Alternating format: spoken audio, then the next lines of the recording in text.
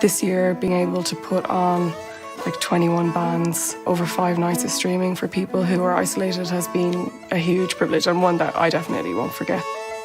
This year is very different to all the rest of them. It's different in the church because we don't have an audience, but it still has its core feeling of being the show that it is, you know what I mean? It hasn't lost any of that. It's still, and for the people online watching it, I think it's a true experience of what happens in here, you know. In strange ways, the set here feels very much like what we were looking at about 18 years ago.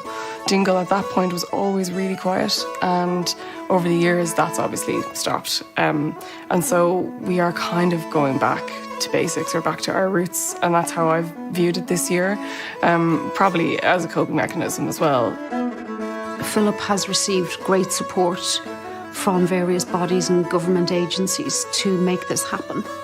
And we are so blessed that we can come to West Kerry and have the trust of people in Dingle that we've done this in the safest way possible.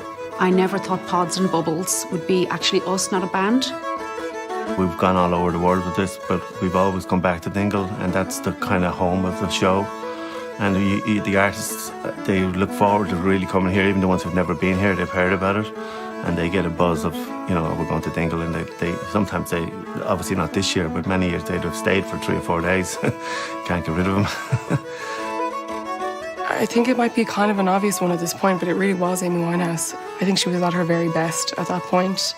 Back to Black had just come out.